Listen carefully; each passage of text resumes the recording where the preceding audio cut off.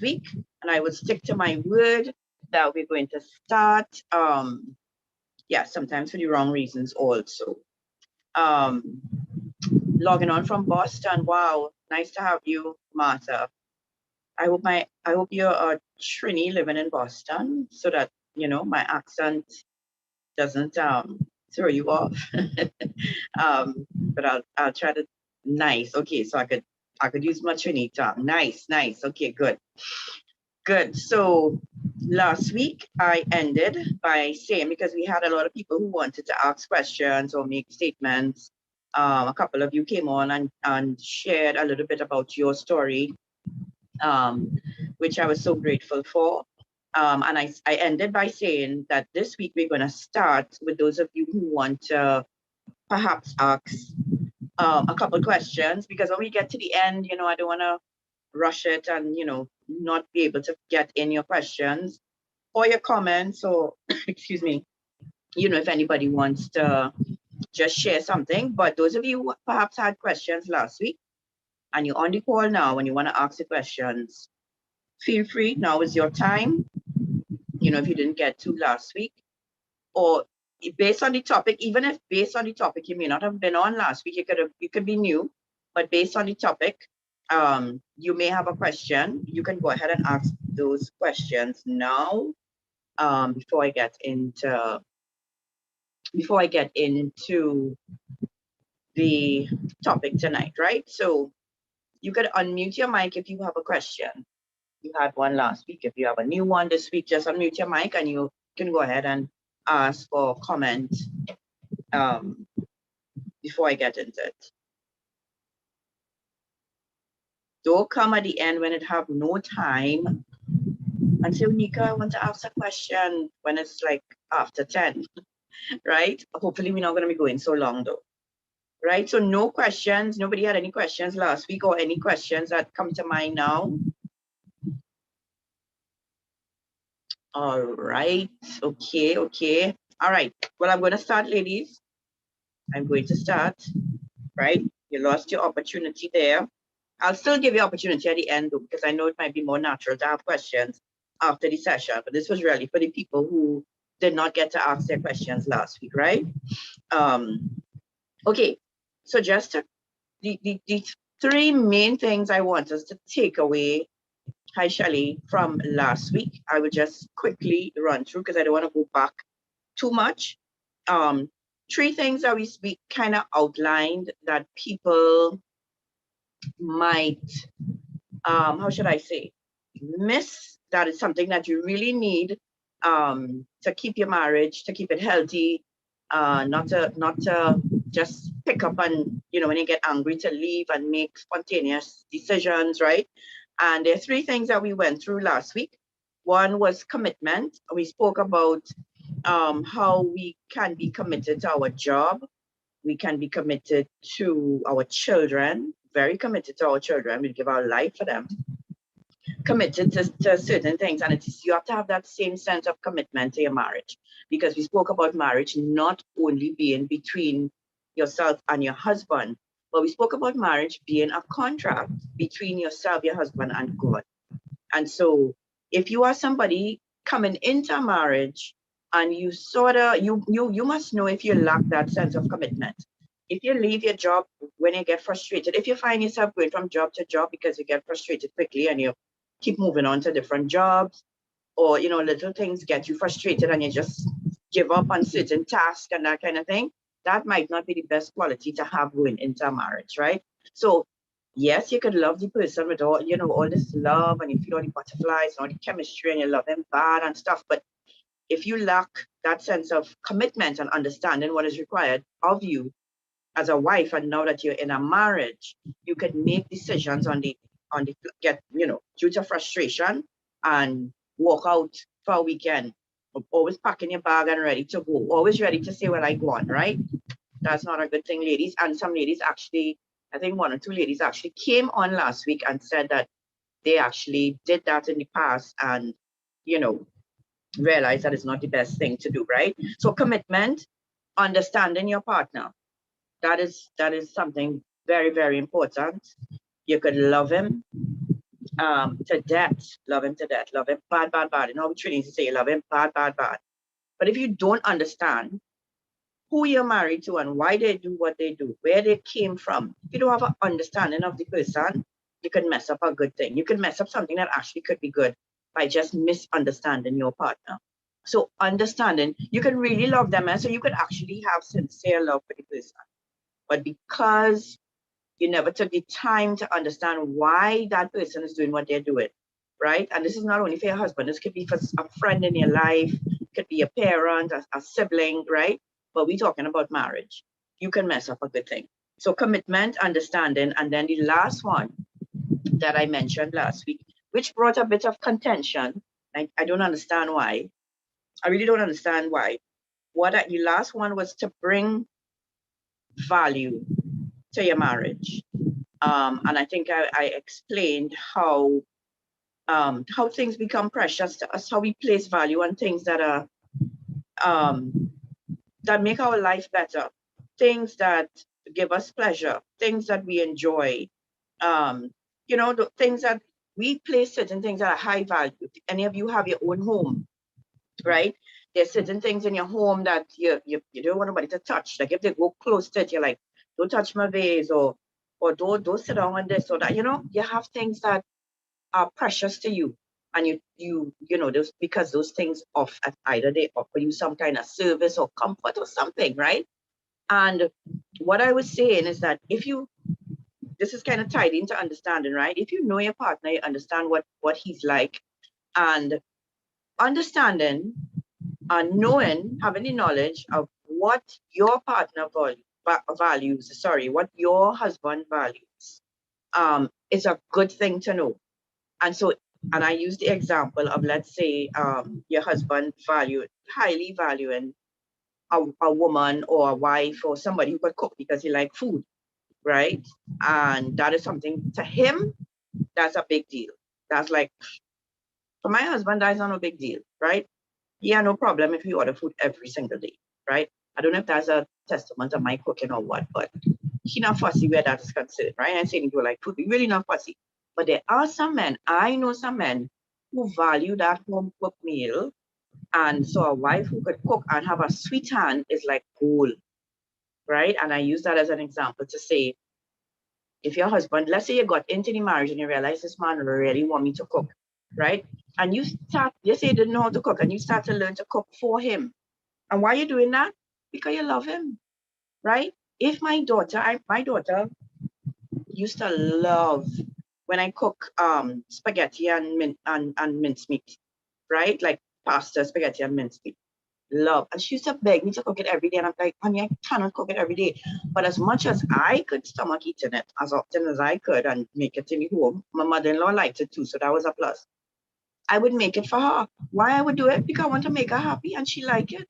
And when I make that for her, I'd be like, mommy, thank you, thank you, thank you. You're the best, you're the best. That's a natural thing in love. Not so, you'll be honest with me, or could type it in the chat.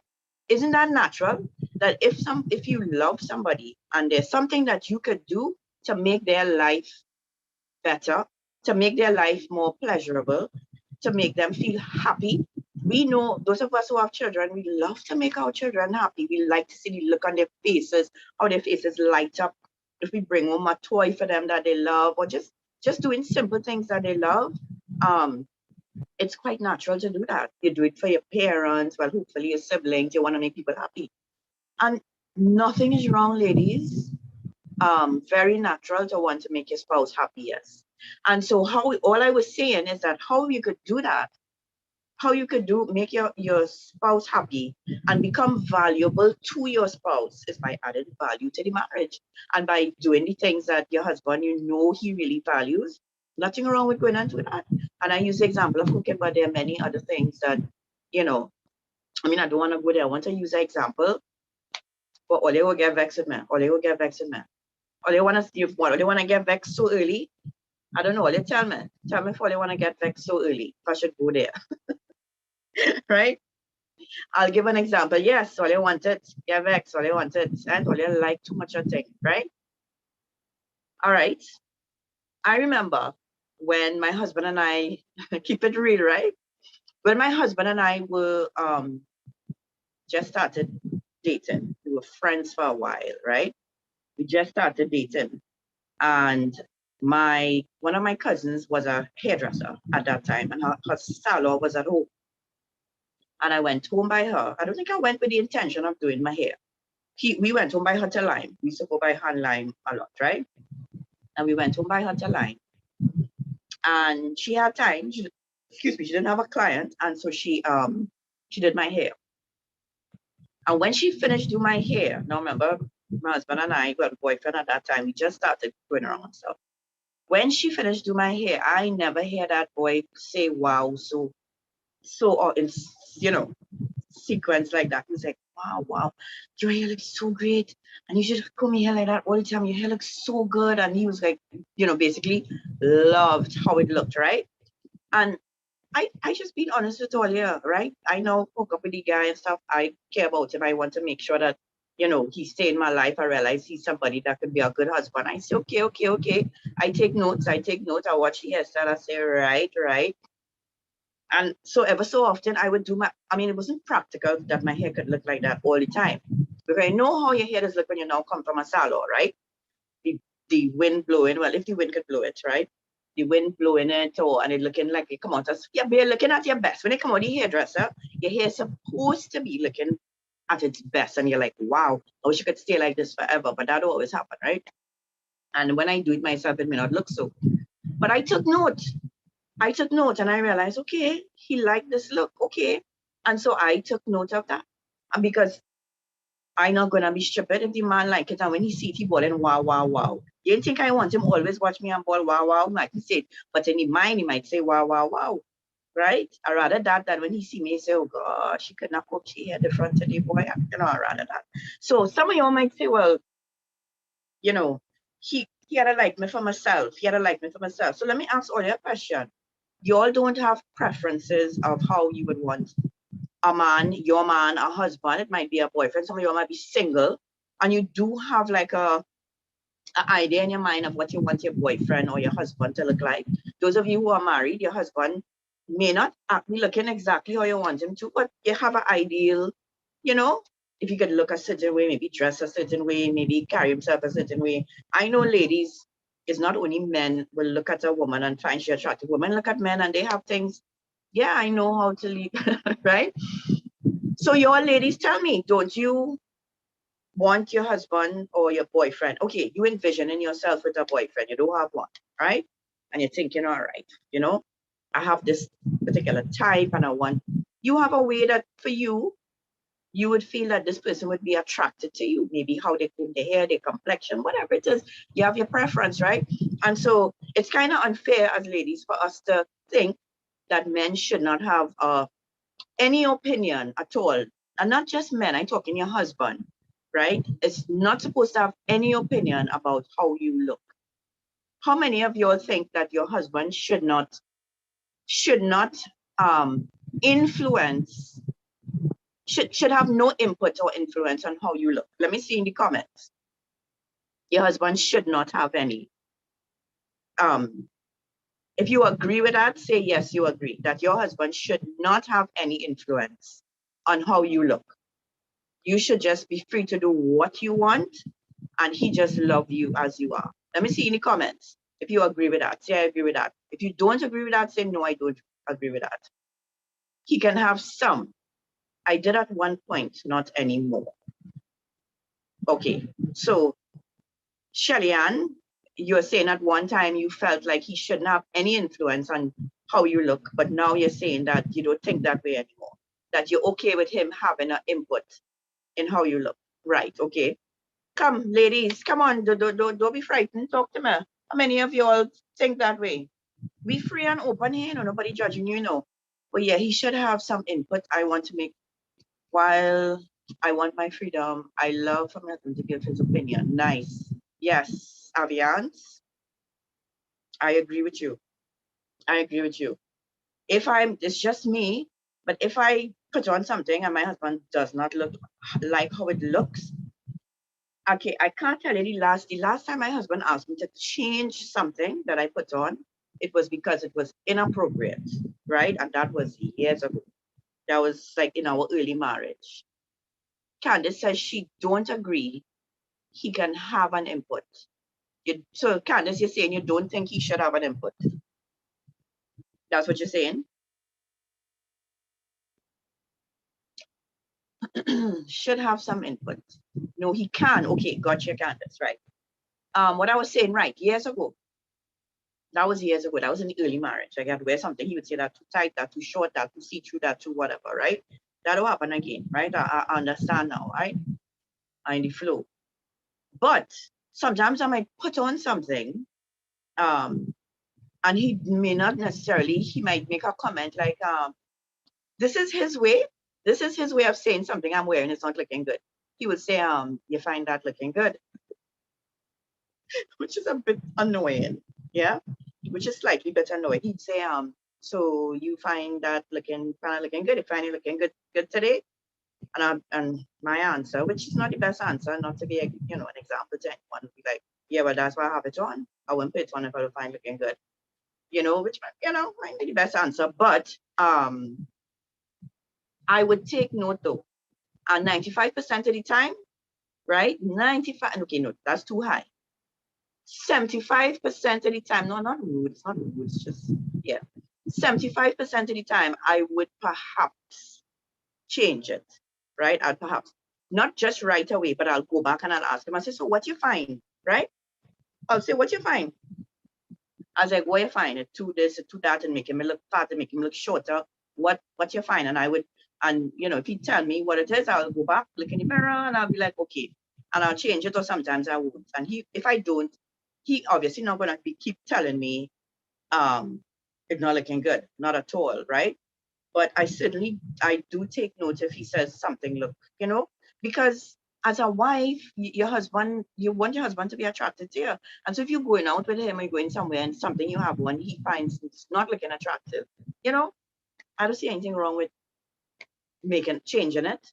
As somebody said once, you're not dictating, but then what is your example of dictating? For some women, dictating is just say no opinion is dictating, right? Yeah, so I spent too long on that. That is talking about what we said where we value. We were talking about adding value, and I was just using the example of, maybe how you look, how your hair done, different things like that. Adding value, bringing something to the table. Let's say your husband is the main breadwinner, right? And he don't fuss, he cool, you do your thing, whatever, you're not working, you're working, whatever. But I mean, nothing is wrong with wanting to bring something to the table as well. To come to your husband at the end of the month and say, hey, honey, look, I'm doing this little side hustle, and look, I make an extra $5,000. And listen, what man not good and value that? That your side hustle bringing a little extra $5,000, right? He knows that I will not be offended. Nice, Avian. It's not many women like you, darling. Not many women like that, right? Yeah, so add value. So the three things we covered last week: commitment, understanding your partner, and bringing value to the marriage, right? So I'm going to go on today to three other things. Three other things, and then that would be it, right? So the next one, this is now to put everything in context, especially for the ladies who were not here last week. We spoke about people who get into marriage, and I know many thinking that romantic love, eros, that love that you feel is all you need to sustain your marriage. I've heard somebody look at me square in the eye and tell me that already. Like, they don't understand why married people have all these problems. Once I have that love and passion for my wife, we go sort everything out. And I was like, okay, brother. It was a brother. I was like, okay. I was like, I don't want to bust your bubble, and I don't want you to find out the hard way, but that's just not true, right? So all of this is in that context, that you don't want people to get into a marriage misunderstanding the things that might be necessary to keep your marriage together and to keep it healthy and to stay happy and in love with each other. Because that type of love is not always going to be there, right? I don't want to go over that again. So we did the commitment, understanding, bringing value, and number 4, right, is getting good counsel. Right now, this is something that, again, people take marriage very, very lightly. You actually, to be married in most countries, you have to have a license. You all know you have to have a marriage license. You have to be licensed to be married. You all know that? You have to have a license. You just can't get married, you have to have a marriage license, right? Most other things that you require a license for, you have to learn about it, you have to practice it, you have to gain knowledge about it before you could get into it. You have to do training. You cannot just get a driver's license just like that. You can't just go and say, imagine you could have just go down by licensing office and say, hey, I want a license there. And you just sign up some documents and they give you a license. No, you have to do months of driving. You have to do a written test. You have to go out in the yard and drive. You have to do all kind of things. You have to practice, right? Before you get that license, right? And with most other things, you can't get a firearm to license without practicing. They ain't gonna give you no license if you don't know how to shoot, right? Yet, for some reason, you require nothing to get a marriage license. One of the most important license that you would have, one of the most important things in your life, marriage, right? I know that there are some churches that, and some religions that you cannot get married unless you do premarital counseling, right? It's a requirement, but it's not a requirement of the land. That's not a requirement of the law. It's not a part of the law of Trinidad and Tobago. You could just get married. But when you read out and sign paper, no training, nothing, no counseling, nothing, right?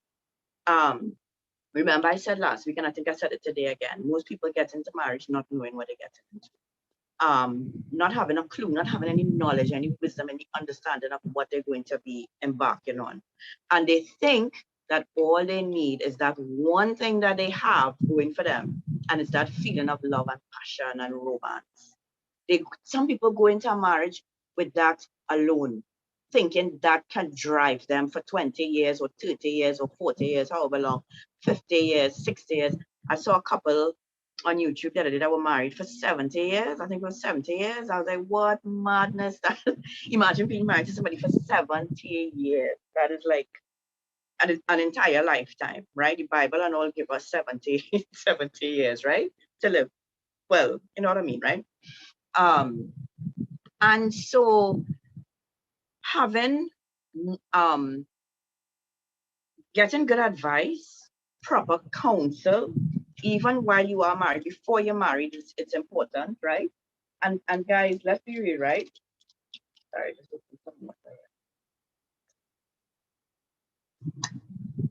Do not take advice from your single friends. I'm not saying that a single person can't offer you some kind of wisdom, because God can give you wisdom. God can give, you don't have to be in every situation to be able to counsel somebody who might come to you at the spur of the moment, right? But if you're looking for sound advice about marriage, don't go and talk to your single friends now. Don't want to talk to your single friends. That not making any sense, right? And if you're looking for somebody to also counsel you and give you advice on marriage, right? You're not going to look for someone who whose marriage doesn't seem to be working. I know I am not going to anybody for advice about marriage who has been divorced a couple times, right? Imagine you divorce and you come in to tell me about counseling me about marriage. That's just my choice. If I want to gain knowledge about something, and I think most people try that, you want to go to the best. If you don't know how to do something, now you have YouTube, right? You want to start up something you want to start. And you say, okay, I don't know how to do this. You search the best. Let's say you want to learn to do a graphic, how to do good graphic. You look for the best. You don't just say, find somebody and say, hey, talk, I need help with my, no, come now. So you're looking for godly advice. You're looking for people who have experience, who have wisdom, who have put the advice that they are giving you into practice, and you are actually seeing the results, right? Because guys, I cannot say this enough. You actually don't know what you're getting into. You do not, right? And I want to ask this question for the single people who are perhaps opinionated and think, well, I got it under control.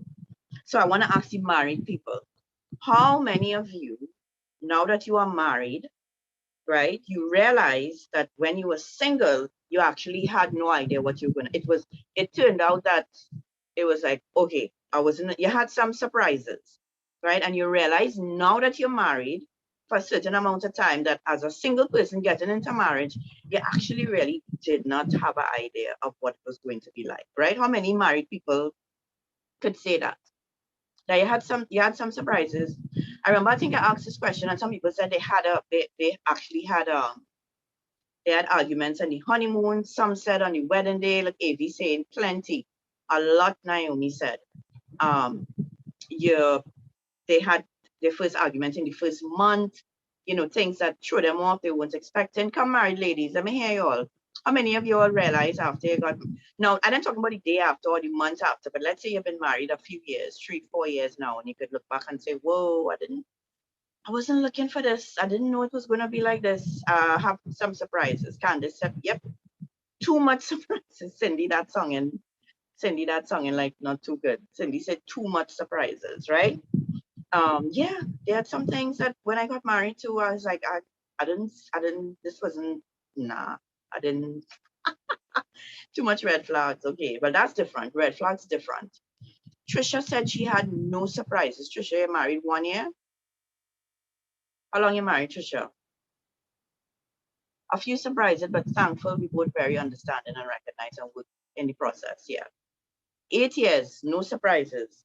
So in the 8 years of marriage, so you could say now after being married for 8 years that what you are experiencing now is exactly what you thought you would have been experiencing when you were single. That's what you're saying? Been together 17. Oh, okay.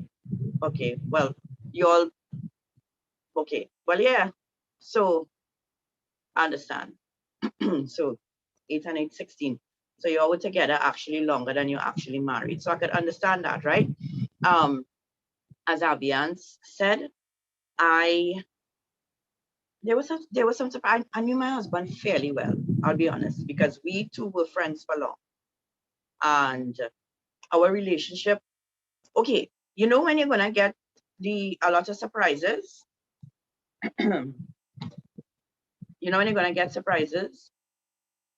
If you were not a part of the person's home life, and by that I mean you're not accustomed going home by the person, or they're not accustomed coming home by you and spending time, like you're not, okay, if you never saw them in a particular environment, to see how they are in certain environments. So if your entire courtship was just basically you all going out, whatever, you're lying home by each other now and again, but not often or whatever, you're not seeing, you know what I mean? You're not seeing a lot of different aspects of the person's personality. You're not seeing their home life, how they interact with their mother or father, brother and sister. You don't have that kind of, you know, I think you get more surprises there. But for my husband and I, he spent a lot of time in my house and I spent a lot of time in his house, like a lot of time, right? So I saw him in his environment interacting with his mother a lot, and he saw me in mine with my mother, my father, my brother. So basically, we knew each other pretty well, pretty well. We knew how we would interact with family.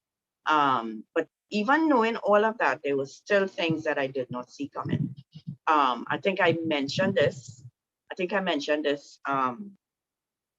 In one of my calls, that thanks to a very good doctor that I went to before I got married, who gave me a book and also spoke to me, because I got married a virgin, about what to expect on the honeymoon, basically was what the book was about. Now, it wasn't a raunchy kind of sex book, not like that.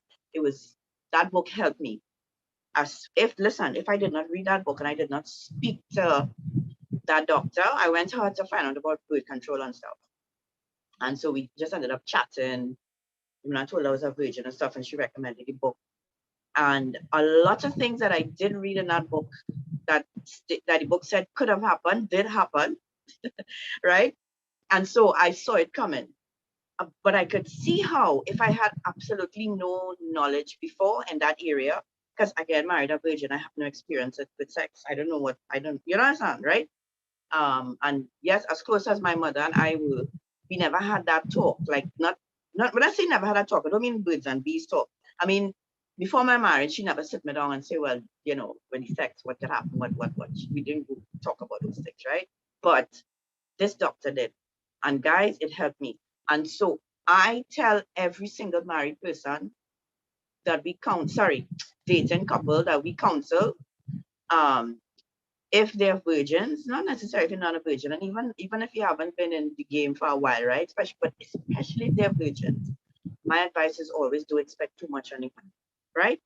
And so I could say that that and all would have been a sort of thing for me if I did not have the knowledge I had before, based on the book that I read and the things that the doctor told me. And I was grateful. And so I saw it coming. So it wasn't like, didn't cause no contention or anything, but we're not going to go into that too much, right? So single people get into marriage thinking they know what they're going to expect. I know a couple that's pretty close to me. They're married, I think about probably going on 2 years this year. I think it's going on 2 years this year. And I mean, the way their marriage has gone in the 2 years is not, I mean, it's a mix of good and bad, but it certainly is not what they expected, right? Most certainly, they just, and you have to be prepared for these things. I'm not saying it's something, yeah, it's just that, yeah, it's like a curveball was thrown at them, and it's not something you could ever anticipate happening, right? And so you have to be prepared for these things. And so I would say preparing yourself before getting married, and even while in the marriage, when you all have, many times you have conflict with your husband and you cannot resolve it on your own, right? Because what tends to happen, you think you're right, he think you're right. That's how it normally goes down, right? And it's like you all keep butting heads, right? And so many times you need, especially in the early stages, nothing is wrong with having somebody that you trust, who would keep your business confidential, somebody with godly wisdom that you could go and talk to give you advice. Because it's not everything that you have to try to figure out on your own, right? But before you get married, ladies, right? So having knowledge and having counsel is important. Hear what Proverbs 24 says, right? It says, a house is built by wisdom and becomes strong through good sense. This is Proverbs 34, and I'm reading from verse 3 to 6, right? A house is built by wisdom and becomes strong through good sense. Through knowledge, its rooms are filled with all sorts of precious riches and valuable. The wise are mightier than the strong, and those with knowledge grow stronger and stronger. So don't go to war without wise guidance. Victory depends on having many advisors. Now, this is the scripture everybody knows that in a multitude of counsel, there's wisdom. That's how it's going in King James, right? But this is the NLT version. It says, don't go to war without wise guidance. Victory depends on having many advisors. Now, I don't advise people to have just any advisors. Godly advisors who have a track record of success in whatever it is you are asking them to advise you on. That, there must be somebody with a successful marriage, right? There are single people who can counsel you on marriage, but there's only so much they'll be able to tell you. They can give you very good, sound, godly advice based on the Bible, because there's lots of wisdom in the Bible for marriage, right? But when it comes to the actual application and what happens in the marriage, they will not have that type of knowledge and wisdom. So I'm not saying your single friend can't give you good advice. I'm not saying that. But sometimes you need somebody with wisdom, somebody who has been through the same thing that you have been through, and who can give you advice on how to solve that conflict or how to get over that hurdle in your marriage. Because what you realize in marriage, ladies, you will have like years of a couple good years where you don't have no major hiccups, and then you will end up with a bump in the road. Like you're going good 2 years, and then bam, something happened, and it caused some, throw off things a little bit, right? Let's say you're going good, everything cool in the marriage, finances going good, and all of a sudden your husband loses his job, COVID, or you lose your job, and now there's just one breadwinner, and things start to get tense. And when there's financial pressure, and you didn't see it coming either. When there's financial pressure, there's tension in the home, and the tension is because both parties know when there's children involved, or when there's mortgage to pay and stuff, and car loan to pay and school fees to pay, right? And you don't have the money coming in, it causes tension, and then everybody starts to play the blame game. It's your fault, and where we go get the money, and you need to do this, and who. And so all of a sudden things were going good, and bam, somebody loses their job, and then it changed the whole dynamics of your marriage, right? You need to know that things like that can happen. But there are many people who have been through that and who could help you and advise you as how to get through it. If you don't know how, if you find it just, if you find it just keep causing more and more and more conflict, you need to say, okay, you know what? We need help here. This is not working out. Don't be afraid to ask for help, ladies. If you see that you're going down a road and the things just keep blowing up and escalating and getting worse, do not be afraid to say, I need some help, right? I need some help.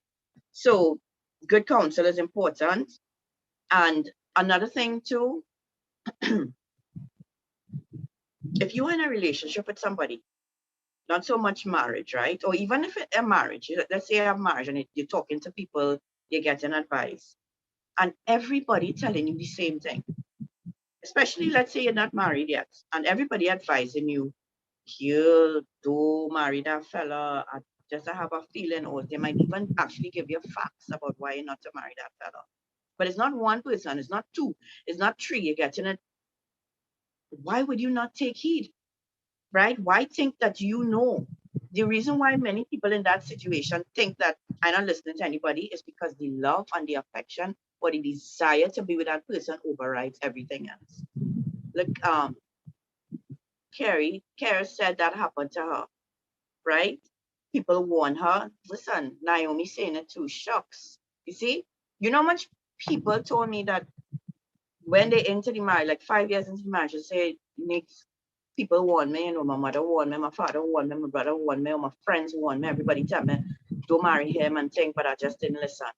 Because you think what you all have is so special. And that kind of romance that happens in a relationship, it blinds you. Cindy says same thing happened to her, right? So single ladies, you may not actually be seeing clearly. Your vision and your discernment may be clouded by the feelings of love. And you could be getting yourself in trouble, which is why counsel, one of the most important things you need as a dating couple going into marriage, is somebody on the outside with wisdom and an eye to see or understanding, and somebody who's godly to give you some advice, because you don't see. You don't see. Your vision is clouded, right? So counsel is important. If you could start counseling a whole year before you get married, look at YouTube videos, you know, again, of people who have had successful marriages, but don't just think you know it all, because you don't. So educate yourself, gain knowledge, understanding, wisdom, because you're going to need it in the marriage, right? Going down the road. So that was number 4, counsel. Here, the next thing, ladies, is very important. To have a vision for your marriage. This also helps your marriage. Yes, love is important. Love is important, and the romance is important. Romance does keep your marriage fresh and alive, and you know, to have that, to know that you always have that connection with your husband, that you still have it now. You know, you always want to know you still have it, that could still make him feel weak. Yeah, it's just, ladies, here we just being real, you know. When you say, yeah, I could as make him feel weak, you want to know you could do that all the time. That's your husband, right? And that really does, that affection and that love and that intimacy was God's plan. Right, was God's plan for us to become one in the marriage, right? But let me tell you something. Having a vision. Many people just get married and they say I do, and then when they go home, it's like, okay, honeymoon, they're excited for that happened. Now what? Okay, what are we doing now? So what now? You know, okay, we married, what, right? And what ends up happening is you just follow in the norm of society. You just conform to what they think you're supposed to do as a married couple, which is work hard to get a house, work hard to maybe get 2 cars, you might have one, have children, send them to school, watch the children get big, leave the house, and then you and he end up home alone when they retire, watching each other and your children living their life, right?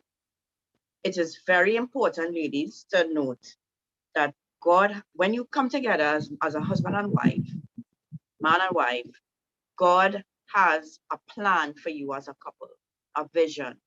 When God brought Eve to Adam, right? When God made Adam, he told Adam, He was in charge of the animals, name them, take care of the field, the crops, whatever. And then when Eve came, Eve was to work alongside him in tending to the garden, in to subdue the earth. Basically, God actually gave them a plan. God gave them a job to do as a couple, right? God didn't just make them and say, okay, all right, well, be up here, see how they can handle all their business, do yeah, whatever. He actually laid out for them what they were created to do. Because remember, Adam and Eve, when they were created, they were the first, right? And so they were like, okay, they watch each other, you're looking good, you're looking good. But what we here for, right? If you were born an adult with sense, understanding, right? You could talk and stuff. I think the first question, like you just wake up one day and you're alive as an adult, one of the first questions you would ask ladies is where I come from and why am I here? Am I lying? If you just open your eyes, if you weren't born babies and grow into the world, and we had the opportunity to conform to the world, right, and just do what is normal. If we were created as adults with not understanding, but at least, with our brain and knowing what's going on, we'd say, who am I? How did I come here and what is my purpose? You would not just start, you wouldn't open your eyes and then just start walking aimlessly with no vision and no clue of where you're going and what you're going to do. You would ask questions. And so when God made Adam and Eve, he gave them instructions. They had a vision. They were working towards something. They knew up front that, okay, we have the capability of making children and God wants us to reproduce. He wanted them to work with their hands, to take care of the gardens, take care of the animals, right? And to basically form a nation. And then he also wanted them to lead their children in the way of the Lord. So because Cain and Abel, we know how that turned out with Cain and Abel, but they were taught to do sacrifices. That was not to make a sacrifice unto the Lord. And they had to be taught that by their parents, and that's something that has to be carried on, right? And so ladies, having a vision when you get married is very important. The Bible says that people actually perish if they lack vision. If you lack a vision in your life, personally and even in a marriage, right? You can go astray. You could think that this thing is just for so, right? We get married, we say I do, and then we just stare each other in the face. Gosh, he's so handsome, he's so cute, yeah, okay. So there's it, now we married, right? And then what? Is a marriage of just like the world, right? So I would encourage you all to know it's important to even discuss these things before, right? Because one of the most difficult things to overcome in a marriage, ladies, is if you get married to somebody, if you have a vision for your life that is totally contrary to what your husband might have a vision for, right? And you all come together, you'll end up, especially if you're strong about what you believe your vision is for you, and he have a totally different opinion, you all could come together and there would be just conflict continually because you pulling this way and he pulling you this way, right? And there's a tug and a pull because you all have two separate visions. Now, understand this. I am not saying that as an individual, you cannot have like a passion or something that you want to do that your husband not necessarily involved in. That's fine, right? You might want to start a food business, right? And he supports you in it, right? He not really, he know it will do good and he know you're talented, so he's supporting you, but it's not necessarily the vision per se as a family, right? So I'm not saying that, every single thing has to be, but I'm talking about the big picture, and this conflict happens a lot when people get married of different religions. If I'm a Christian and I marry a Hindu, and I really believe that in my religion, there's certain things that I practice that I don't believe is acceptable to God. And in your religion, it's not the same. Then when I might be okay to compromise, right? Which shouldn't be. But when we have children, how do we raise the children? Do I take them to church this week and the temple next week? I mean, God actually said that we should not be unequally yoked when we come together in marriage. And I don't think that unequally yoked only meant marry somebody, you can't marry somebody, or you shouldn't marry somebody of a different religion, right? Because if I'm a serious Christian, then I know there's one God, right? And I serve him. If I marry somebody who is a Hindu, Hindus have, and I'm not picking like on a religion saying Hinduism, because after Christianity, I think Hinduism might be the next biggest religion in Trinidad, or close to equal, I'm not sure, right? If I marry a Hindu, they believe in many gods. How is that working? What do we teach our children? What do we teach? I suppose you want me to go to the temple with you. Going to the temple with my husband would actually be disobeying God, would be disobeying my religion. But at the same time, that's my husband. So how does that work? It could only work if the two people, it could work, yeah? If the two people are really not serious about their religion. You're Hindu because you're born a Hindu and your mother and father used to practice Hinduism, but you just call a Hindu.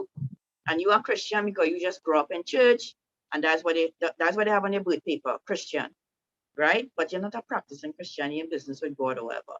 Then it's best put all your hand on religion, right? But if you really want to serve God, or you are really devoted to your religion, it cannot work. It cannot work because it's just there are too many differences. And trying to honor each other's religion will actually be dishonoring your religion, right? Because it's two different beliefs, right? And so before you get married, you have to be sure that this person is on board with you, on the same page with you, concerning certain big life decisions. Children is one. Where you're living is another one, right? If your husband always had a desire to migrate and you are the opposite, you don't want to leave Trinidad, sweet tea and tea, you can't see yourself leaving. And his desire, he wants to leave Trinidad bad, and you are the opposite. That is going to, you are going to feel like you are giving up who you are and your desires to fulfill his. And that actually causes people to drift away in marriages, because you feel like I give up everything for you.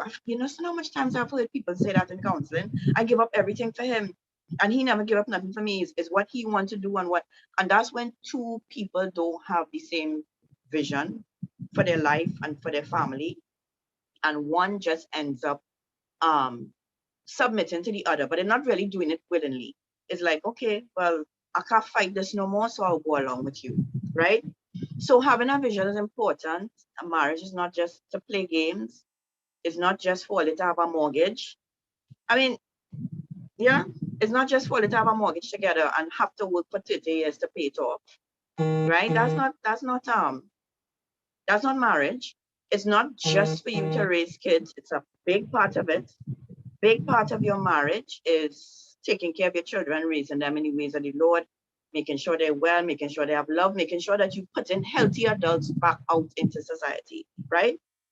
But there's more. There's even more than that. There's a God-given purpose. And I want to encourage you ladies to make sure, well, if you're in a marriage already, marriage is a very serious thing. If you're in a marriage already, maybe it's a discussion that you all never had. Maybe you all could discuss and say, what could we do as a couple? What could we do as a family to make an impact in society?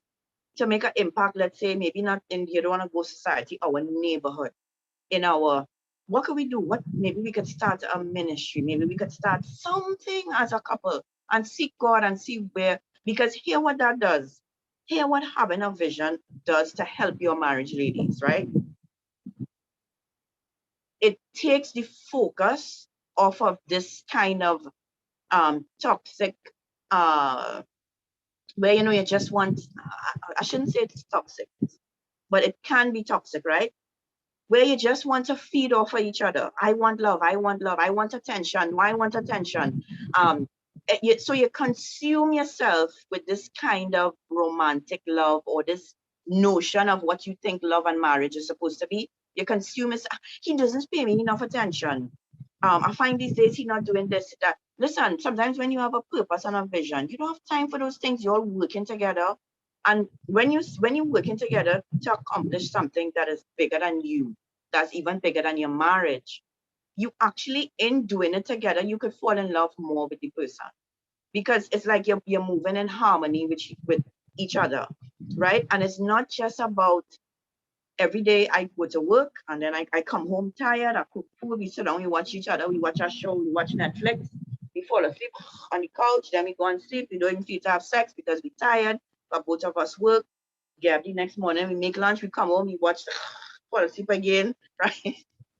That's not God plan for your marriage. That's not God plan for your marriage, right? Which is why, ladies, your choice, if you're married already, talk to your husband, right? Come up with a plan, something to get all your focus off of each other so much. You know what I mean? And always looking for imperfections. That, yeah, Trisha, that would be so boring. And that's not God's plan for you to live that kind of life, right? If you are not married, ladies, single ladies, listen to me well. Ladies, do not marry a man who has no vision for his life. You could pick it up, you could know it. You know, it had them fellas out there, everything is about hair and shoes and the kid down, and they just out there for style. You understand? They want a nice car. Once the rims shining, the tires, the car looking good, they looking good, they have the fresh cut. And it's like everything is about show for them. They want to make sure they have the nice house, the nice car, and the nice wife too to go with it. Right? No vision. Then no vision, right? Them just basically about themselves. Right? I'm not saying that such a person can't develop into somebody who will have a vision eventually. But if he's so shallow and everything is about him and how everything look and it's not, he's not even on God so much, don't marry. Help him a little bit to show him how, hey, God have a plan for your life. Because if you understand as an individual that God has a plan for you, it will be very natural when you get into a marriage to know that your marriage too has to have a vision and a plan and a God-given purpose that will, help to even advance your marriage, push your marriage to, and it honestly, it helps you and your husband to be closer to. I cannot even, my husband is very driven when it comes to men, but anything he doing, he driven, right? Driven, right? He get idea and he driven. But when it comes to things of God, he takes it very seriously, so much so that he gave up his secular business to become a full-time minister. Right now, not every woman would have appreciated that because his secular business made us money. We had money, we had no problems financially, right? But he gave that up to be in full-time ministry. And if I was not on board with that, think about it. If I was not on board with that, that could have been a source of frustration for me. And I could have been behind him saying, how you could leave your job? How you could do that? I didn't sign up for this. How many of you use that term in your marriage already? I didn't sign up for this. Yeah, right? That could have been me. But one of the reasons why my husband married me is because he knew that in terms of ministry and in things of God, that I would have been with him neck on neck, that I would support him in that aspect, fully, and there would have been no conflict there because we both had the same desire. And my desire wasn't because he had a desire. That was also my personal desire, right? And so when he gave up the business and went into full-time ministry, I just flew with him. We had to make it work and we had to find other ways to make money, and God worked it out first, right? But if the two people don't have that passion and that vision, it could you could see how that could have turned out to be a big conflict. If you as a wife not on board, your husband leaving his job to go in full-time ministry. And mind you, ladies, my church, we don't get no support from my church financially. They don't pay us. My church is probably one of the only churches in Trinidad and Tobago, maybe the world, that don't even pick up an offering.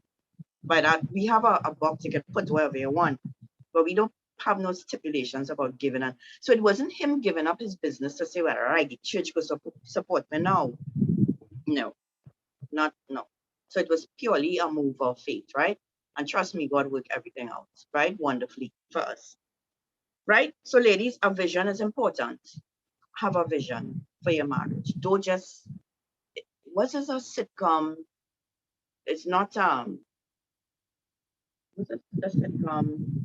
It's not, you're not getting married to play the Cosbys or or to play. Why can't I think of any sitcom with families? Talk to me earlier. Raymond. Everybody loves Raymond, right? It's not, you're not playing house. It's a real life. You're going to have family matters, right? You're going to have kids. You're going to have to teach them. You're responsible for them in every single way. So you and your husband have to have the same vision for your children. You might have little conflicts. Like another thing I remember, I used to tell myself, this was actually tough for me. This was tough for me, I'll be honest. This is a good example. I mean, and I've been transparent here of something that I had a totally different vision than my husband, and I had to basically give it up, but it was tough, right? It wasn't one of the easy things. I had said to myself, right, I always wanted to learn to be a dancer. I remember being around 8 or 9 and begging my mom to let me do ballet, right? Or maybe even younger than that, begging my mother to do ballet. And she was like, you would do ballet, you would start ballet if you start to take your work more seriously, schoolwork, right? Now, as far as I remember, I did start to take my schoolwork more seriously, but the ballet never happened, right? But I always told myself, you know, as a teenager, young adult growing up, that if I had a daughter, from the time she could walk, that I would be sending her to ballet class. I told myself that. It was a deep desire that I had. And I tell myself that and I used to tell my husband too. And he would say things like, I don't know about that and thing or whatever, and but I never really take him seriously, right? Just before we married. And when I did have my daughter, she actually had a desire naturally to do ballet. She wanted to do it as much as I wanted her to do it. So it wasn't like me forcing her. She wanted to. And my husband was just not for it at all. He just was not for it. He was like, he said, I just don't think that this is the way I want Kristen to go. Yes, I know she like it. Maybe she could do her own thing. Yeah, she could do it on YouTube. All kind of different excuses. And I'll be honest, it was very disappointing for me. But let me ask you, ladies, what would you do in that situation? Or maybe you have been in a situation like that. You can probably put it in the comments. What could I do? Something I wanted to do really bad for my daughter. And my husband was against it. What is the thing to do? I don't know if that's a joke. I didn't mean to laugh, Pauline, but Pauline said that the child decide. My child had already decided. She wanted to do it. She was born. From the time she was born, she could talk, sorry. She said she wanted to learn to do ballet. You should never thought your child's dreams. Well, my mother destroyed mine. I wanted to dance. She destroyed mine. It didn't really do me nothing. Actually, now I write plays and I'm able to be a part of directing plays and part of choreography for dances and that kind of thing. And I get great pleasure out of that. I feel that women always have to be the one to compromise. And not necessarily. That hasn't been the case in my marriage, right? But this was one where he was adamant. If it's money, I would try to have. It wasn't money. It was unless it's your own personal output, my own thing. Yeah, so I guess everybody have their thoughts. But I mean, ladies, I know all you're not gonna want to hear this, right? But the Bible does say, now this is if your marriage is based on God's way of marriage and God's plan. The Bible does say that the man is supposed to be the head and the priest of the home, head of the wife. Now, not like a ruler, but in every institute, marriage is an institute, right?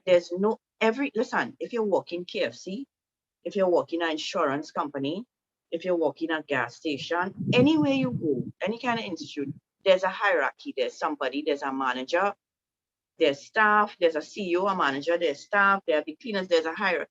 There must be order. There must be somebody who could say at the end of the day, okay, I have to make this decision. If there's a, dispute or whatever, it must be somebody in charge. You can't just start an institute, any kind of business, anything, and just say, okay, we could just let whatever. We have a prime minister. And I think, he have a cabinet and stuff, and he have advisors and all that. But still, at the end of the day, he and the president, you know, they're the top. So even in marriage, there's an order, right? And so as much as I desired for my daughter to really go and learn ballet, my husband was really against it. And there are not many things, I thought I'd be honest, there are not many things that he has been like that about, right? To say, well, not many things, but he really was against that. I don't know if it was probably a personal choice of his or whatever, but, and so I submitted it, you know? And I mean, my daughter still likes to dance, just that it doesn't look as grateful as a ballerina. And those of you who know her know she loves to dance, you know? So she's doing her own little thing, right? But yeah, which is a good time to take me to the last one. Is a perfect story to go into the last one, which is understanding that both husbands and wives have roles, that she could dance for the Lord. But if she had learned ballet, she would have been dancing for the Lord too. It's the only dance she's doing is for the Lord. But it's just she would have been a proper ballerina. I could see how it could go south though, but yeah, let's not dwell on that. Understanding. So ladies, this is number 6, right?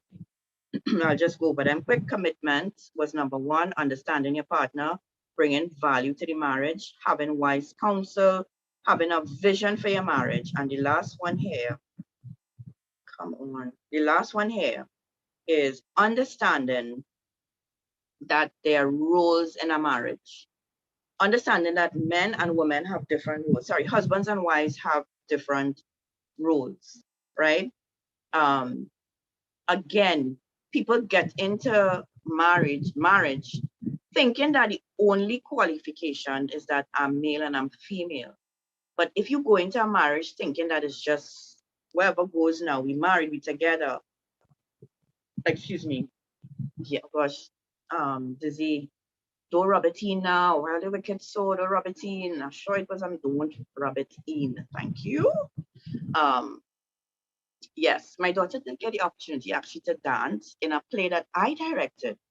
So, you know, she was still able to fulfill her dream. She was on a big stage. She was in Napa, Sapa, Queen's Hall dancing. So yeah, I mean, again, it wasn't as graceful as a ballerina, but she's able to dance out there. She was out there. Anyway, understanding. Let's done with the ballerina thing, okay? Understanding that both husbands and wives have roles is important, right? Because people get married, a lot of young women get married today with the wrong thinking. They go into the marriage thinking I'm my own woman, I'm independent, and you are. Yes, you are. I do my own thing, I just make my own money. Nobody can tell me what to do. Nobody can tell me this, nobody can tell me that. And they go into marriage with that same exact attitude. Thinking that, I'm not sure when people get married, what they think is, what they think happens next, like young women. Is it that I'm just now, my name changed from, I was Emile before to Onika Emile to now I'm Onika Narain, and I have this man I sleep next to. We can have sex anytime. We share a mortgage. You know, there's more to it. You actually have a role as a wife. And women on a whole have a, God expects a certain way of a woman. Now remember, I'm talking from God, I'm not talking about the world, because I know the world don't know nothing about this, right? It go on from the world, it's scrap, right? Woman is boss of everything. Nobody can tell women what to do, what to wear, whatever. Fine, that's the word, right? But I'm talking about God. And marriage is an institute that was started, that was actually God's idea. So if you get married, I think you might want to know what God thinks about marriage and what God thinks about a wife and what a wife should be like, right? And so many people get into marriage thinking that this love, this romance, this sex, this thing will keep us, not understanding that men are built a certain way and so are women. And as a husband and a wife, there's certain things that you expect as a woman from a husband, and man, a husband would expect from his wife, right? And this is in terms of the Bible and God and what he says, right? Now, in the absence of a man, I know that you might have children and you bring your children up as a single mother, and you have to take on both roles. You have to be mommy, you have to be dad. You making all the decisions, you're doing everything on your own. And let me tell you something. If you are a single mother on this call, God gives you the grace to do it all. I'm sure there are single mothers who can say, listen, it has not been easy, but God has been with me. Has been helping me, giving me wisdom, helping me with finances, different things. So I know women could step up and do it all.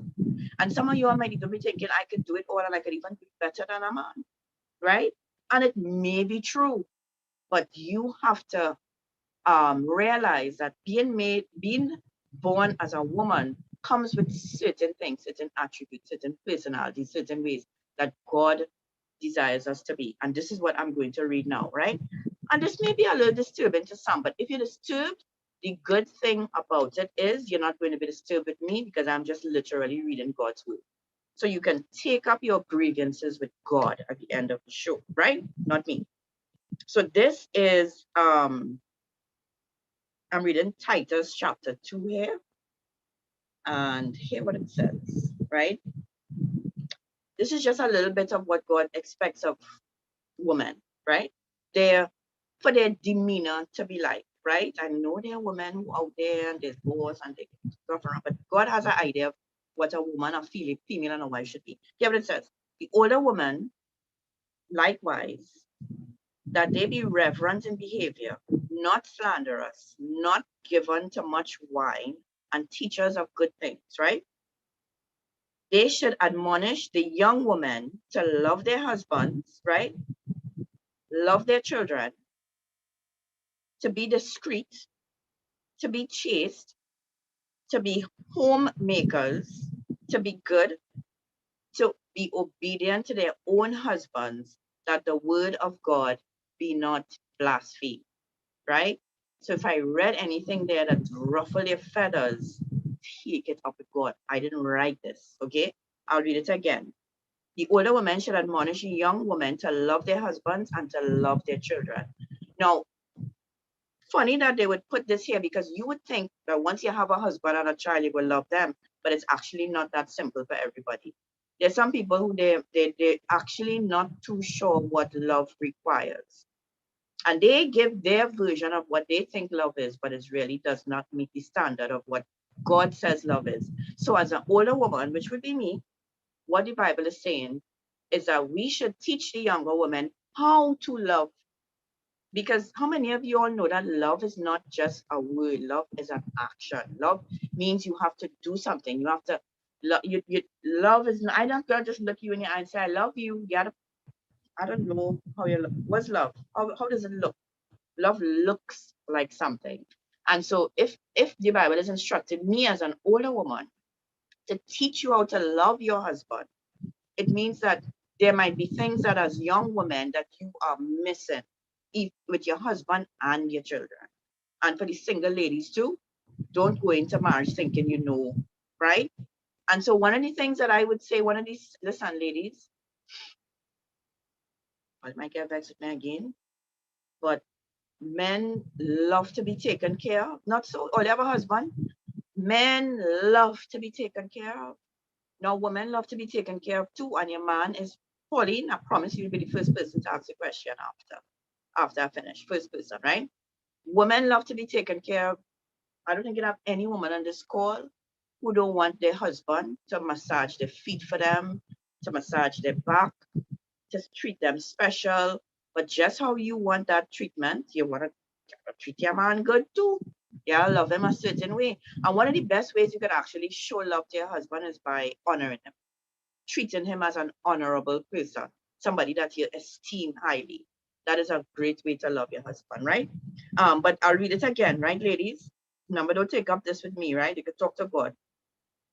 That they admonish young women to love their husbands, to love their children, to be discreet. This is what the older women need to teach. This is what God is saying, right? To be discreet, to be chaste, to be homemakers, to be good and obedient to their own husbands, so that the word of God be not blasphemed. So basically, that the last part is saying so that you would not bring shame to God and what He says that a woman should be, right? This is another. Now, for the people who are anti homemakers, You ain't cleaning no house for no man, you ain't cooking for no man, you ain't doing this for no man, I ain't doing that for no man. The Bible said that women are natural homemaker. They should be a homemaker. Now, if it is not natural to you, I mean, and your husband see that, I'm not saying your husband should force you to do anything, right? To say, well, you have to do this and you have to do that. But as a woman, if let's say your mother never brought you up in that way to clean house and you get married now and you realize, wait now, it's one thing that we go take out mortgage and we get a nice house.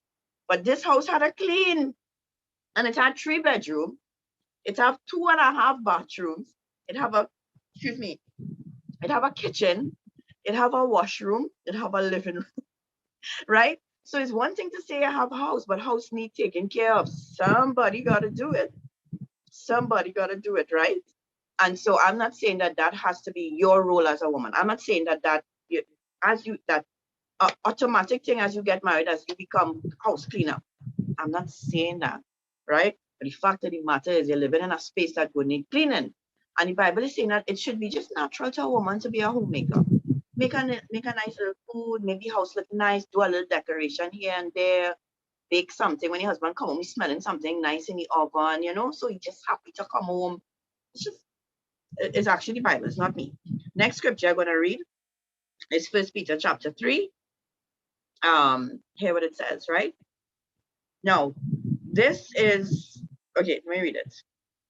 Again, this is the Bible, right? In the same way, you wives must accept the authority of your husbands, right?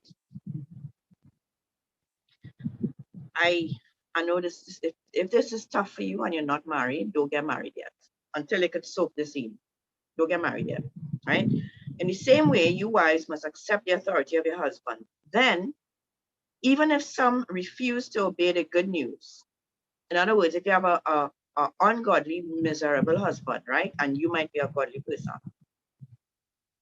Even if some refuse to obey the good news, your godly lives will speak to them without any words.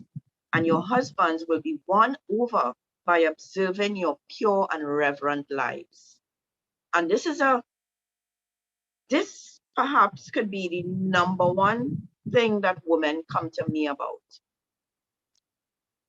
They in a relationship with a man who is not godly, or let's say when they got married, he was godly, he was a believer, or he seemed to have been godly, and some of them realized it was really just perhaps a show to get married to them.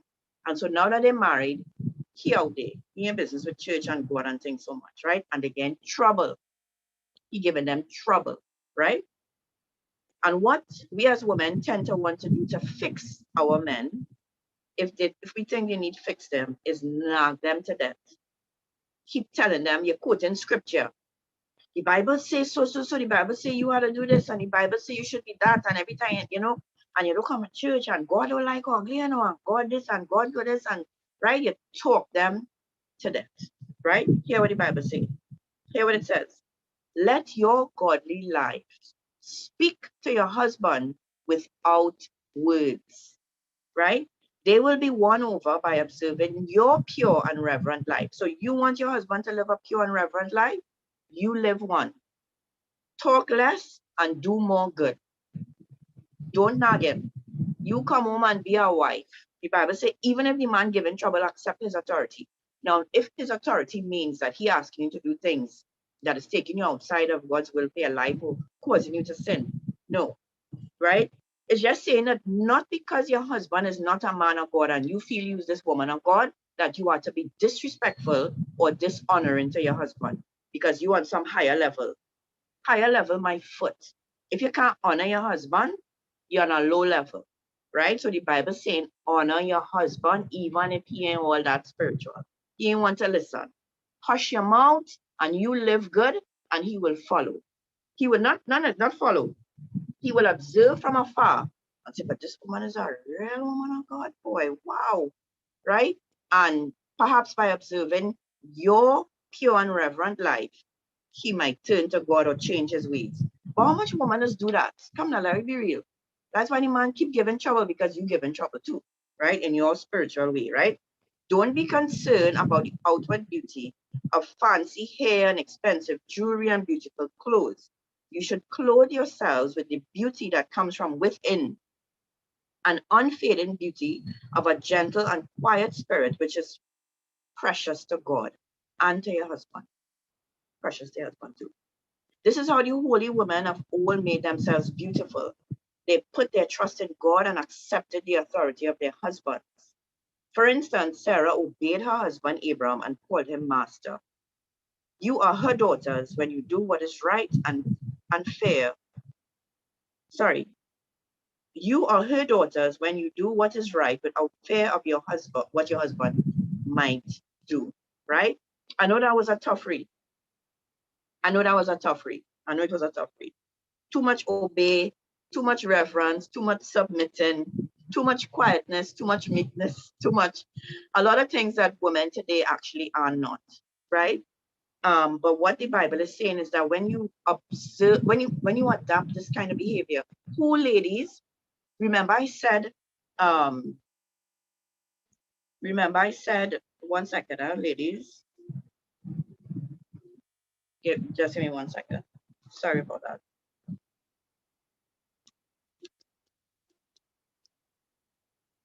Right, sorry about that. That we are, as human beings, when we are born with a purpose. God actually has a plan for us. He knows what he made a man a certain way, and there's certain attributes that he has given men and women. And we need to discover we have gone so far as women from what God says, from who God says that we should be. We have gone too far. We have strayed away from God's desire. It actually says that these attributes are precious to God. To a woman who has a quiet, gentle, meek spirit, right? No, it's not talking about weakness, or I'm not talking about the woman. She had to just sit down and don't talk. It's talking about a spirit. It's talking about not somebody who, when you're in that person's space, is like you're actually feeling confusion, they're loud, they're bossy, that's actually the opposite to what God expects from a woman. The kind of loud, bossy, controlling woman, which a lot of women have become, right? And so we have straight far, ladies, right? And so this is something that would be valuable to you in your marriage, to know that it's something valuable to God and to your husband, to have a certain temperament as a woman, and to use less words in trying to persuade your husband to do the right thing, and try to live the example, right? If you are not married, ladies, you are listen, single ladies on this call, you all have such an advantage. You are hearing things that I never heard before I was married. And you're getting information and knowledge that is going to help you in your marriage, right? And so if you see traits in your personality, things that you realize could be a hindrance to your marriage, work on it from now.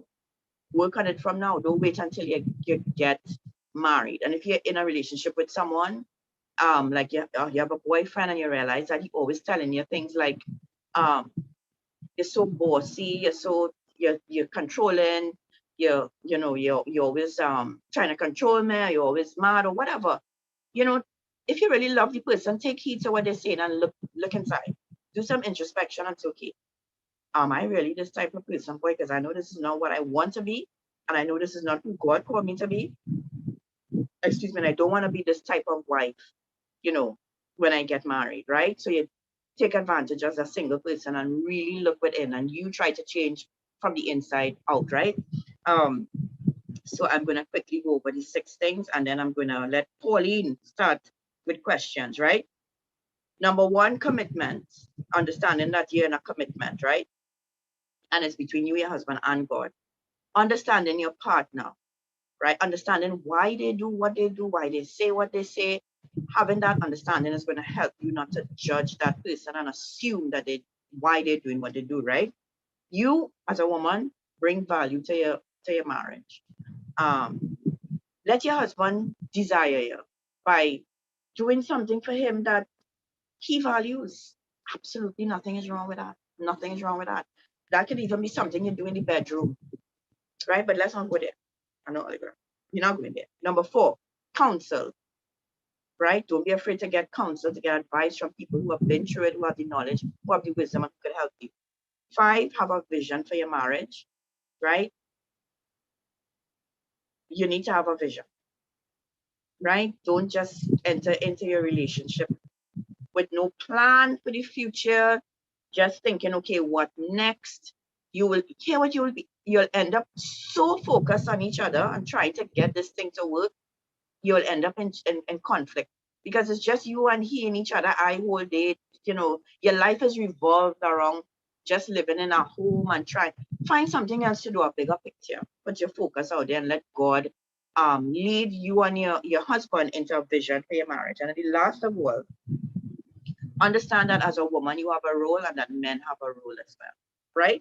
Men have a role, women have a role, right? And if you understand who you are as a woman, who God made you to be, I should say, because we're not all there. I still working on the gentleness. I've come a long way. One of the things that I don't do, I don't always feel the need to have an answer for everything. Even if I disagree sometimes, I don't necessarily have to say I disagree, and I don't have to try to get my point across. Sometimes I'll just say, okay, cool, take it as it is. I don't have to fight, basically. I was a fighter when we got married, but that, I must always get my point across. I must, right? And that's unnecessary. Honestly, it is unnecessary, and it's just cause extra strife, in the marriage, right? I trying to make my point, you trying to make your point. Yeah, sometimes gets nowhere, right? So that is it, ladies. So if you have any questions, Pauline will go first.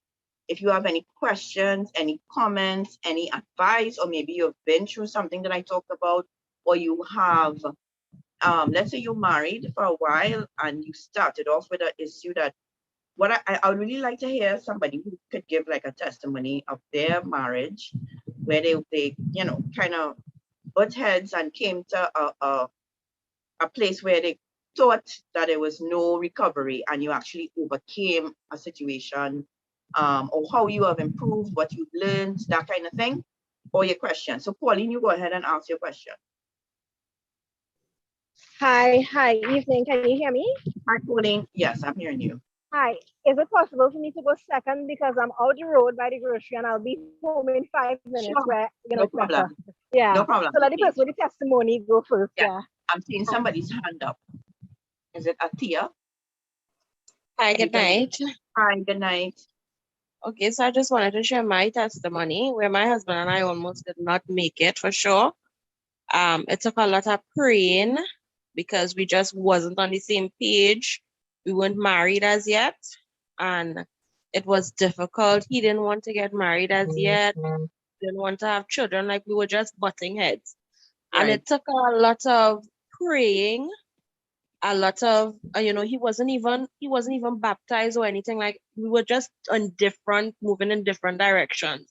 And it wasn't until right. And it was because we recently got married. We got married last year, July, actually. Right. And it's only until the Holy Spirit told me, step away. And we actually prayed about it and all of that. And we were able to now come together, get the counseling that we needed from the church, and actually make that step. And now we're in a much better place than where we were before. Awesome. So when you say step away, you broke up with him for a while? That's what you mean? We were still in contact with each other, but we stepped away from the relationship and spent that time with God. And it was there he was able to realize that, he wanted to get baptized. I was doing the nagging. I was like, you wouldn't get baptized, you wouldn't do this, you wouldn't get married, you wouldn't, and I was going through that. And it's only until I step away from it. Right. And the same thing you said, where your lifestyle, they see your life and they see God in you. And I went on a 21-day fast and all of these things, and he saw that. And he just came one day and he was like, I'm ready. I didn't have to say anything. I didn't have to do anything. He went to the pastor himself. It was God, because it couldn't be anybody else. Right. Awesome. Thank you so much for sharing. Sometimes it's really important. You see, the step back sometimes sometimes it's important to let the person be and see where their heart actually leads them. I know some couples are afraid to do that because they're thinking as well, I will lose him, and they don't want to risk losing him. But sometimes it's good to let the person go a bit and see where their heart really is, you know. So I'm happy that it worked out for you, my dear. Okay, anybody else wants to share or ask a question? Feel free.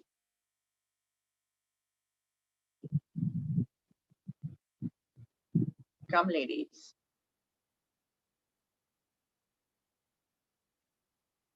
Pauline, you come back from the grocery yet, girl? Nah, I don't believe nobody have a question, a comment, a testimony, need advice on something. Come on, ladies.